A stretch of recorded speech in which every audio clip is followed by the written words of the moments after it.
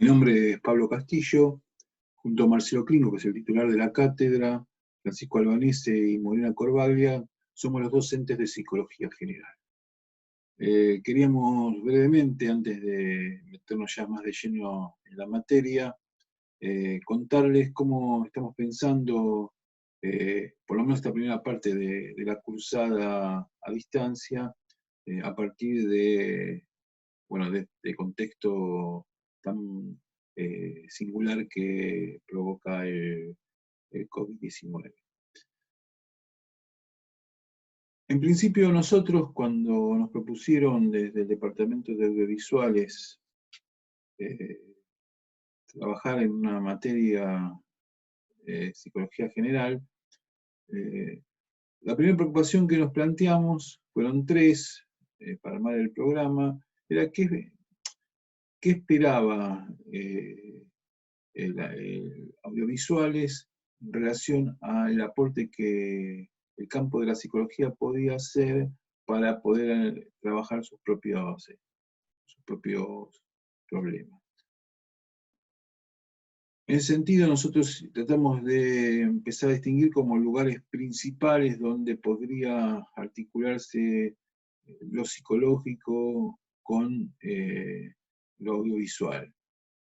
Imaginamos que podían tener implicancia dentro de lo que es la construcción de guiones, de escenas, de perfiles de personajes, de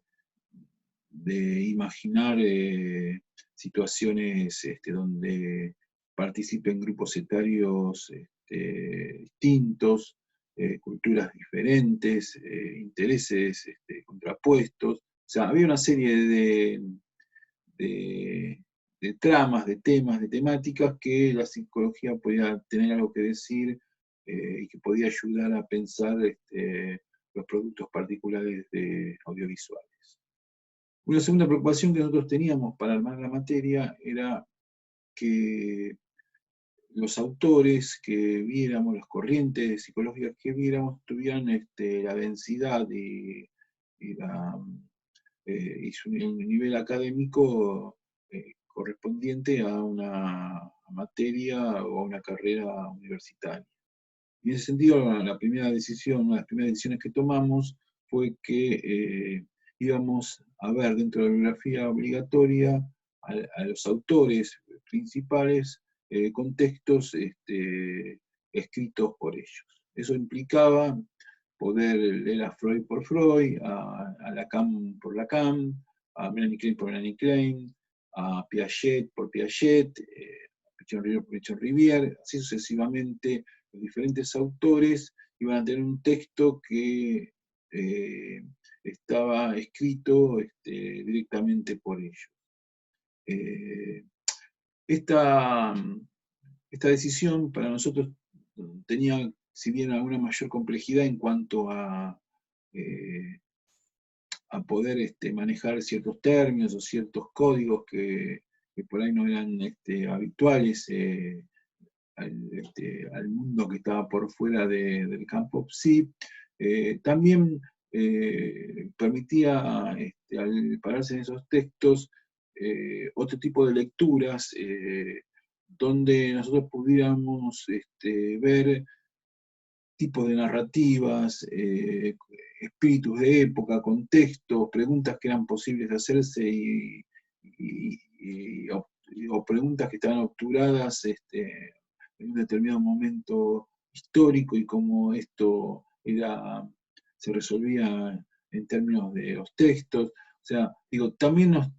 de alguna forma nos daba cuenta de una época y de un modo de funcionar y de un contexto social,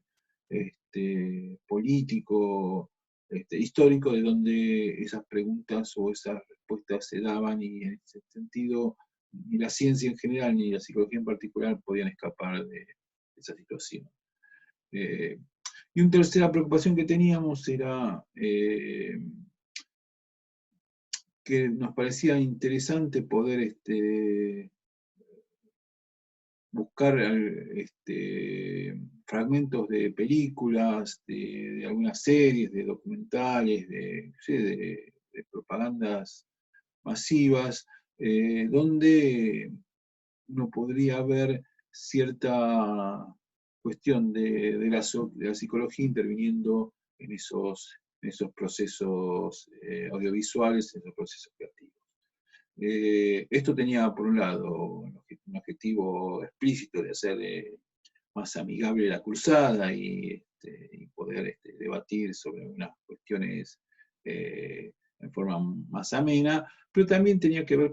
también con un planteo más epistemológico, si se quiere, de que para nosotros debe siempre haber una articulación entre la teoría y la práctica y que eh, cómo esta práctica se expresaba a través de las producciones audiovisuales y cómo la psicología era interpelada desde esas producciones, me parecía que era importante sostener. Si vamos a un ejemplo más o menos simple, por ejemplo el cine, uno podría decir que hay tres niveles en el cual aparece, por lo menos como posible articulación con la psicología. Uno que tiene que ver en relación a el tipo de películas donde, ya sea a través de los personajes, se busca algunos aspectos psicológicos destacar que hacen más creíbles esas historias. No sé, desde series a películas como Los Sopranos, El Padrino, Mentes Criminales, Community, eh, Un Método Peligroso, digo, son distintos tipos de producciones que están inclusive son distintas características, algunas son policiales, otras son comedias, otras son cines de autor, que de alguna u otra forma lo psicológico prefigura muchas veces el modo en que se instalan los personajes y las situaciones en esas tramas. Otra forma de ingresar, de interactuar la psicología con lo audiovisual, se da en películas donde hay una eh, especificidad en la utilización de ciertas técnicas psicológicas o psicoanalíticas y que hacen parte de la trama más directa de esa producción audiovisual. Y también acá es variado, uno puede buscar desde películas de autor, como la de Woody Allen, Otra Mujer, Annie Hall, para ir a lo mejor de Woody Allen, a Cuéntame tu vida en Hitchcock, o si se quiere, inclusive hasta en películas más hollywoodenses, como Gente como Uno, la de Robert Redford, o inclusive películas con un tono más político como Ícaro, o policial como la serie de Sherlock Holmes. Digo, es bastante amplio el espectro en el cual desde distintas conceptualizaciones, distintas ideas incluso estéticas, la psicología articula y se relaciona con lo cinematográfico. Hay una segunda, me parece, lugar de donde la psicología también articula, es cuando uno sale de la cuestión de la trama, del guión o de los personajes y se pone en el lugar del espectador. Entonces, el espectador, frente a una producción artística en general, pero digo, si estamos con el tema del cine, tiene sentimientos encontrados, se identifica con determinados personajes, muchas veces con personajes que a veces en la vida real no se identificarían necesariamente, pero esa hora y media que lo lleva esa historia que se cuenta lo termina atrapando. Digo, hay una serie de vicisitudes que se arman en esa interrelación entre espectador y espectáculo que también ahí hay un juego psicológico que está, que está bastante claro. Y yo diría una tercera dimensión de esto, que es que en esta cuestión hay un espectador que, lejos de ser un espectador pasivo que mira una película en este caso, es un espectador muy activo en la medida que muchas veces, cuando somos espectadores, sabemos más de lo que está pasando en la trama o de lo que va a pasar en la trama que los propios protagonistas. Un ejemplo simple, un par de personas quieren robar una casa y entonces la cámara muestra cómo dos individuos se acercan a un domicilio y para tratar de entrar por una puerta trasera, mientras la familia está comiendo tranquilamente,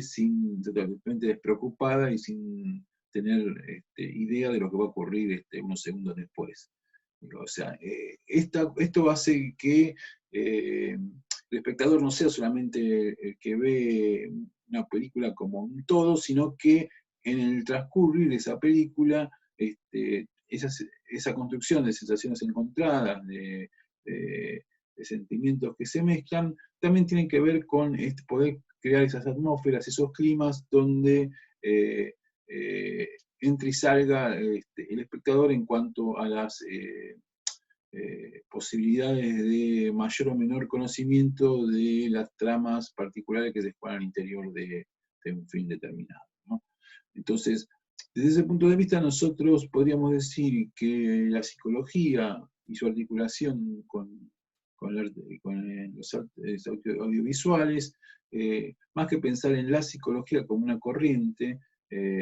pensaríamos más la psicología como un campo de problemática, donde distintas corrientes, pensamientos psicológicos, eh,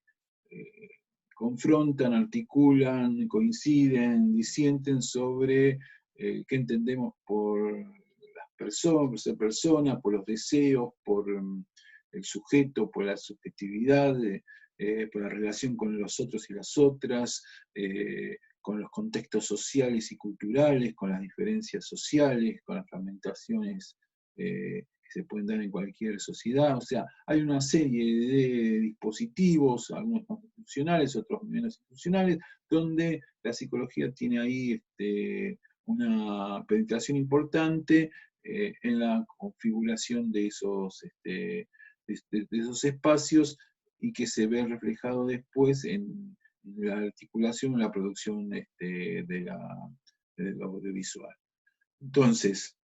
en esta lógica de pensar la psicología como un campo de problemáticas, donde al interior de ellas se juegan distintas corrientes o distintos modos de pensar lo psicológico, vamos a ver al primer autor que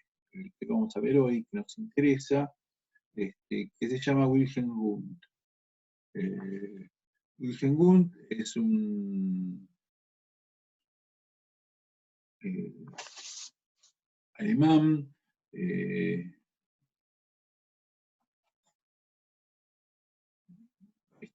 es un alemán que nació en 1932 y murió en 1920,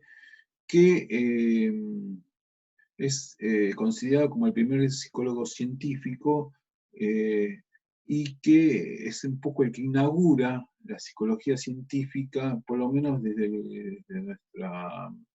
nuestro mundo occidental. No es que antes de Wundt nadie haya pensado en la psicología o la psicología no estaba inscrita eh, como un problema de los filósofos, de los religiosos, de los guerreros, de otros tipos de personajes que habitaron el mundo en la premodernidad. Pero lo que sí es cierto que, si bien uno podría decir que Platón, o desde Platón, Aristóteles o Sócrates, hasta San Agustín o Santo Tomás, hubo preocupación de relacionar la psiquis con el alma y esos juegos que, que se daban entre esas dos entidades. Nunca pudo salir la psicología de lo que tanto la filosofía como la religión le marcaban como su modo de ser en el mundo para tomar a Sartre, ¿no? O sea, hay la psicología y lo que busca aún precisamente es cuando plantea que la psicología es una ciencia, o sea, una ciencia equiparable a la física y a la matemática, es poder despejar la psicología del mundo religioso y el mundo filosófico en la cual estuvo hablada hasta ese momento. Es con Gounod, se quiere con el siglo XVII con Descartes, y el comienzo del racionalismo y de la modernidad, donde la psicología tiene esta vuelta a poder encontrar sus propios objetos de estudios y sus propios métodos comunes a los de las ciencias duras, que es lo que le habilitaría a ser pensada como una ciencia y no como mera especulación filosófica. Esto es interesante porque a diferencia de lo que pasa con el resto de las ciencias sociales nacientes, la sociología, la antropología, la comunicación, que sí van decididamente a separarse de la fisicoquímica y de las matemáticas y de la biología y buscan sus propios objetos de estudio y sus propias metodologías, la psicología no dialoga con las ciencias sociales nacientes, sino que intenta dialogar con las ciencias más duras y que habilite esas ciencias más duras su carácter científico o sea, que no, con el cual poder legitimarse. Gunn va a trabajar en ese sentido, va a ser el que va a armar el primer laboratorio de científico en la Universidad de Leipzig, en Alemania, que lo crea en 1879. La Universidad de Leipzig es la segunda universidad alemana que fue fundada en 1409, alrededor de 1409. Por ella pasaron para que tengan una idea, desde Nietzsche hasta Angela Merkel, la actual canciller alemana. Un dato de color, entre 1953 y 1991,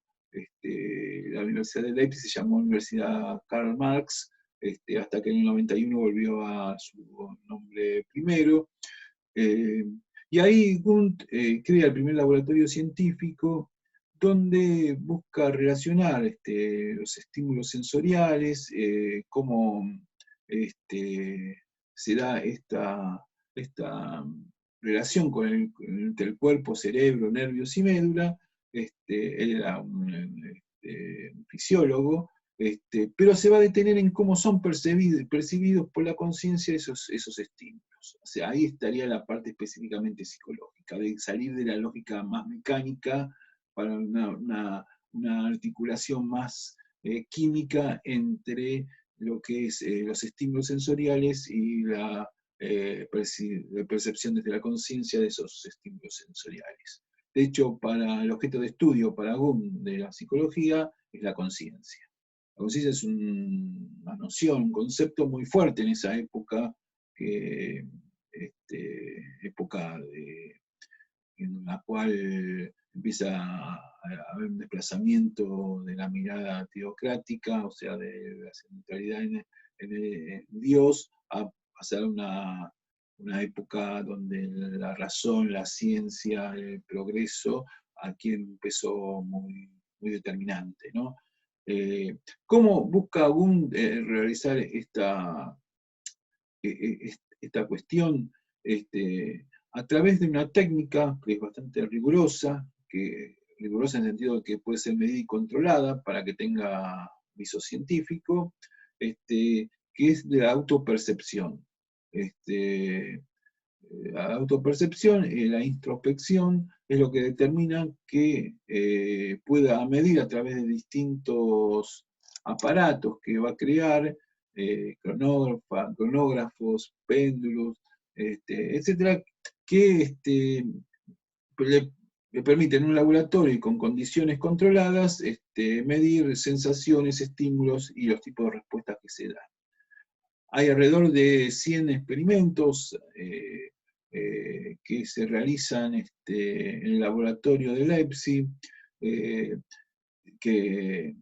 básicamente lo que busca es un correlato bastante sencillo, digamos, sencillo en el sentido de que busca asociar los sentidos, la vista, el oído, el gusto, el tacto y el olfato, y poder medir qué pasa con esa, en esa relación. Por eso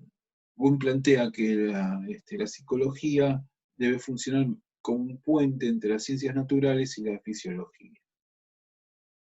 En realidad, si uno mira con ojo siglo XXI los experimentos que se desarrollaron en Leipzig, en el laboratorio de Wundt,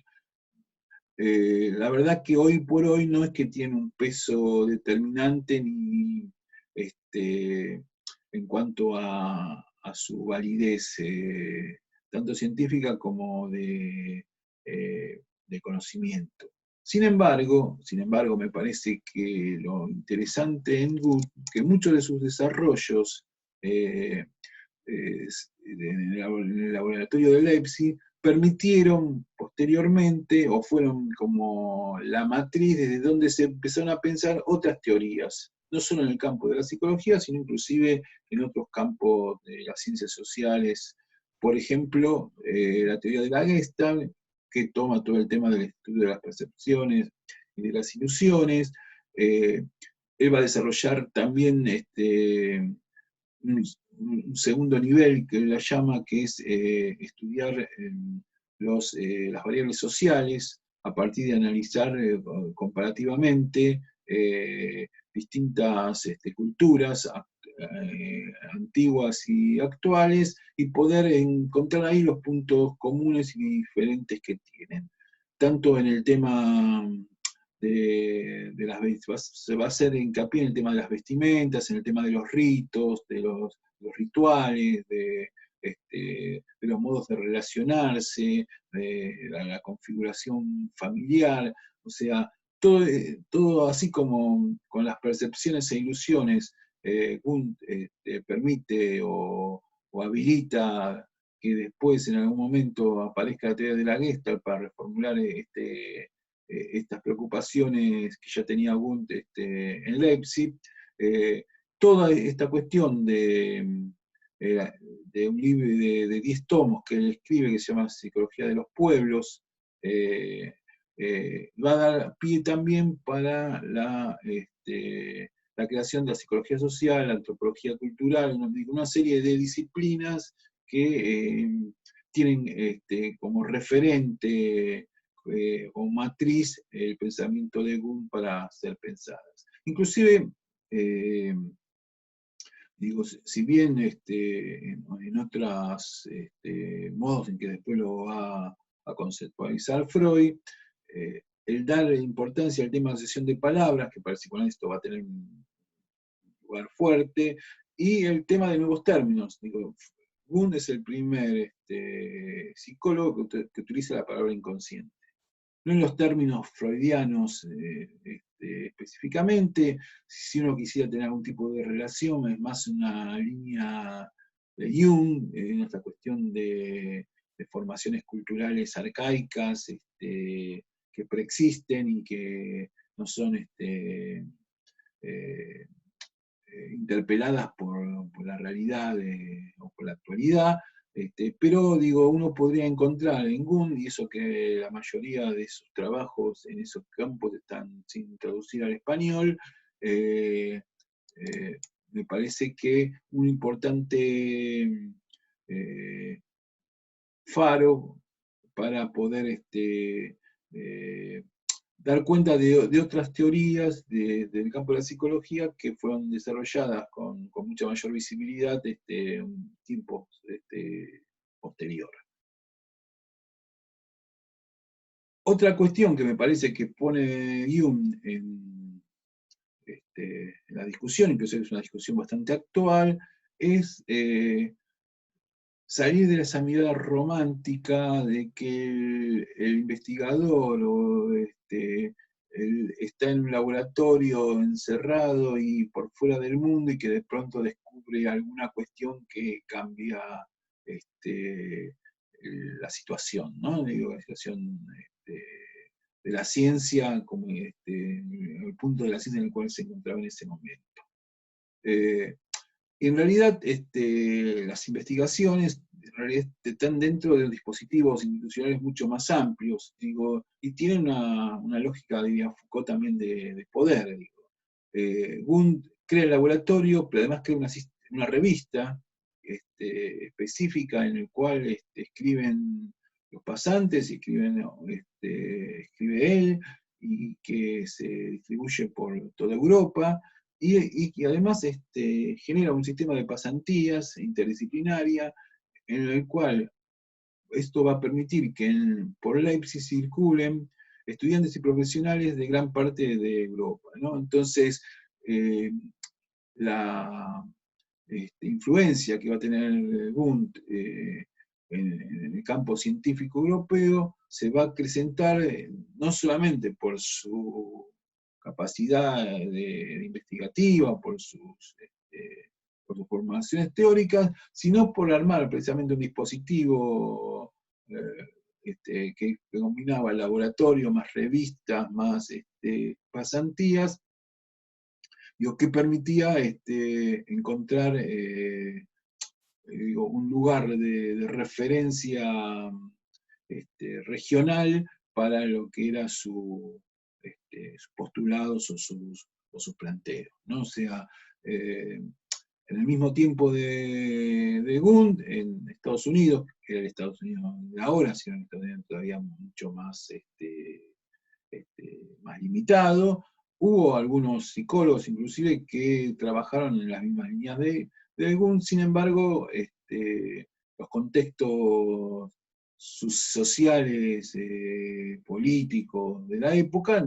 los limitaron a sus propios lugares de producción, ¿no? O sea, no había internet, no había redes sociales, no había ciberespacio. Y Wundt hablaba desde Alemania, que, como diría Marx, los franceses hacen lo que los alemanes piensan, digo, fue siempre un lugar preponderante, sobre todo a partir de la modernidad, en cuanto a la direccionalidad de cierto modo de pensar y reflexionar sobre la realidad, ¿no? Inclusive es muy interesante, no vamos a meter en esto ahora, pero la modernidad, a diferencia de Francia y de Inglaterra, donde lo que produce, cuando hablamos de modernidad, estamos hablando en todo caso del pasaje del modelo feudal al capitalismo naciente, cambios también en las estructuras políticas, los movimientos Estado-Nación, y fundamentalmente. Esto en Alemania va a demorarse mucho tiempo, digamos, esta cuestión, va a seguir siendo un imperio, pero aún así, en ese esquema que parece como desfasado de los cambios que la modernidad producía en otras partes de Europa, había un papel muy fuerte, muy relevante que tenía la ciencia como ordenadora del futuro, ¿no? O sea, y en esta cuestión de pensar que el futuro iba a ser mucho más productivo, mucho más venturoso de lo que era el presente, era un tema que era como un espíritu de época muy fuerte, digamos, que se instalaba más allá de las diferencias políticas o ideológicas que se podrían producir dentro de los propios estados nacionales o dentro de los propios imperios. Para decirlo rápidamente,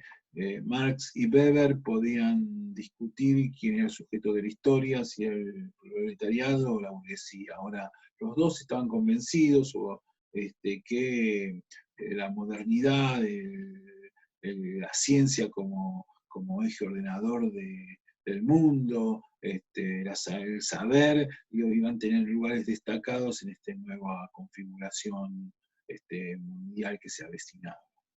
Entonces, en ese contexto, los últimos años de su vida, los últimos, Weber, o sea, los últimos 20 años de su vida, entre 1900 y 1920, a los 88 años, Wundt va a dejar un poco el tema del laboratorio como eje de su práctica investigativa y se va a dedicar a esto, a escribir la psicología de los pueblos y esta cuestión de comparar distintas culturas, destacando qué puntos coinciden y qué puntos difieren. Obviamente que la metodología que utiliza Wundt para resolver estas cuestiones son novedosas, digo, hasta ese momento nadie hablaba de los pueblos como un actor, no se hablaba tampoco de lo grupal, que Wundt también incorpora, de las culturas como cuestiones no solamente de sometimiento, sino de diferentes modos de presentarse en el mundo. Digo, esto lo va a hacer a través de las metodologías que había en su época, básicamente el positivismo, o sea, ¿cómo va a comparar? Va a comparar a partir de acumular datos de una y otra y después a partir de eso, poder sacar algún tipo de conclusiones, o sea, no va a haber trabajo de campo, como vendrá después con la antropología cultural, o con las entrevistas focalizadas, pero está claro que dentro de las limitaciones que tenían los conocimientos y las metodologías de su época, logra establecer hacia adelante determinadas nociones, determinados conceptos que adquirirían una mayor fortaleza, una mayor expansión con el correr del tiempo. Entonces, ¿por qué nos parece importante que hoy por ahí es considerado más allá que en la historiografía de la psicología se lo considera como el padre de la psicología científica, por ahí está olvidado y no demasiado rescatado inclusive en las materias de psicología general de la propia Facultad de Psicología. Nosotros nos parece interesante, y sobre todo para pensarlo en términos de nuestra carrera de audiovisuales, porque es alguien que puede tensionar el sentido común de su época, tiene las limitaciones metodológicas que la época le imprime, pero genera determinados conceptos, determinadas nociones que después inscritas en otras teorías o en otras reflexiones van a hacer miradas centrales para pensar el siglo XX que nacía, ¿no? Entonces, desde ese punto de vista, nosotros tomamos a Wundt, que nos parece que con este pequeño recorrido que hicimos hoy, más la ficha de la cátedra y el texto de Wundt, estamos en condiciones de ir a apropiarnos de lo que Wundt produjo en su carrera científica. Tenemos el foro, en todo caso, para marcar dudas o opiniones o diferencias, y también esto es importante tener en cuenta que para nosotros es muy significativo que ustedes participen en los foros y que también es parte del modo en que se construye la nota, digamos, ¿no? O sea, nos parece que en todo caso también esta cuestión del aprendizaje es un proceso y en todo caso estos intercambios en idas y vueltas también podemos construir o que la materia funcione de un modo más interesante. Nada más. Bueno, muchas gracias.